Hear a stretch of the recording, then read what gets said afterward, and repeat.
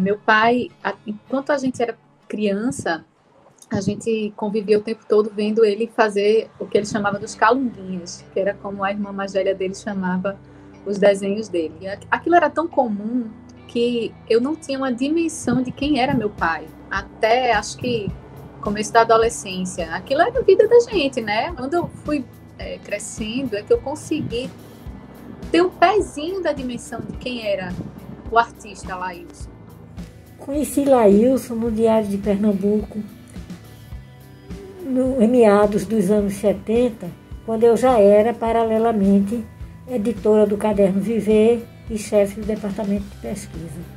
Eu desconfio que foi um caso de amor recíproco à primeira vista, porque a gente se entrosou imediatamente, a gente desenvolveu uma afinidade e uma intimidade de 4 décadas muito profícua de criação, de parceria. Laílson era um cara que eu gostava muito de conversar, porque a gente discordava sobre praticamente tudo. Justamente por isso que era bom conversar com ele, porque ele tinha uma cultura geral muito vasta, que já foi inventada e está por inventar até coisas mais escalafobéticas, como discos voadores, a gente conversava. Uma pessoa que vai deixar realmente um grande vazio cultural aqui em Pernambuco. Conheci Laílson na década de 70. Eu tinha acho que 11 anos. Laílson publicava no Diário de Pernambuco uma charge diária.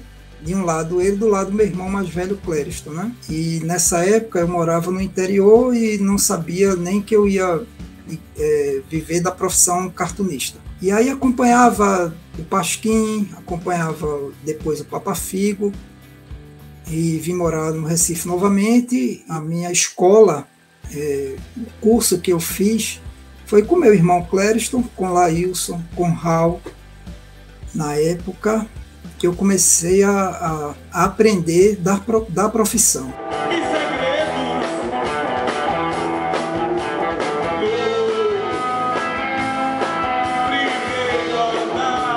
Ele sempre foi muito íntegro e sempre lutou muito pelo que acreditava.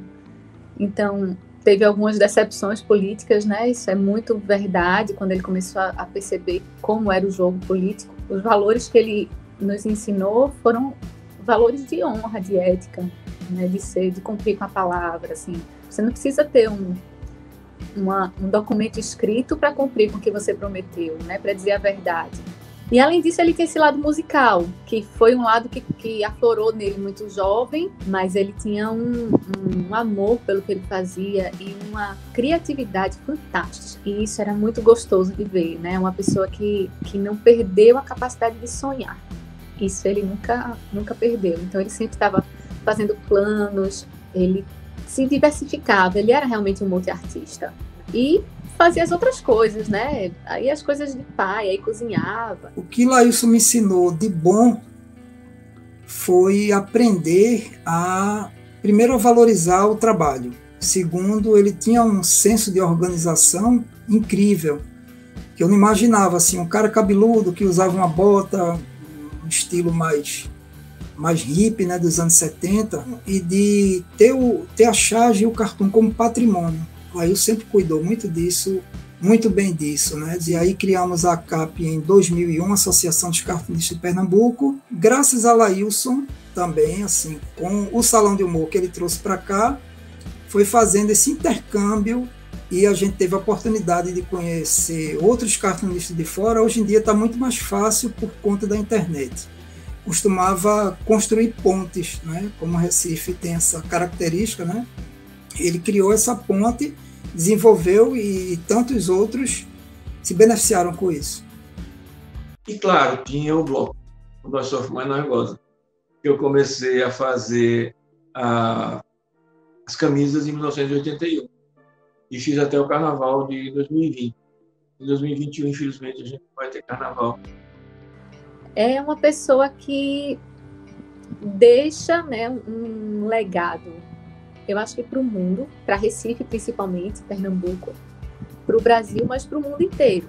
Então, como pessoa, ele deixou muitas lições, muitas lições. Se eu for metade do que ele foi para os meus filhos, se eu for para os meus filhos metade do que ele foi para mim, já é um bocado de coisa, sabe?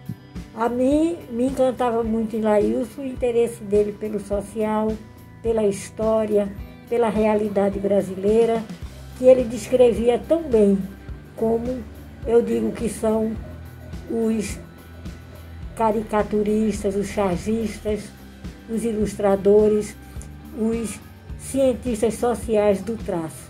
Outro aspecto da personalidade de Laílson era a generosidade, a solidariedade, o interesse pelo outro. Quando a gente estava um pouco maior, a gente brincava que a cidade estava dominada por ele, porque ele tinha desenhos em todo canto. Tinha o desenho dele todos os dias no diário, as charges, né? O Bassavoy, tinha o Muro do Clube Português, foi desenho dele. Depois teve a Turma do Fonfon, e ele estava em cada pedacinho da cidade. E algo que ele sempre dizia era que a gente escolhesse trabalhar com o que nos fizesse feliz, porque isso faria com que a caminhada fosse boa, né? Ele dizia que o melhor da festa era esperar por ela.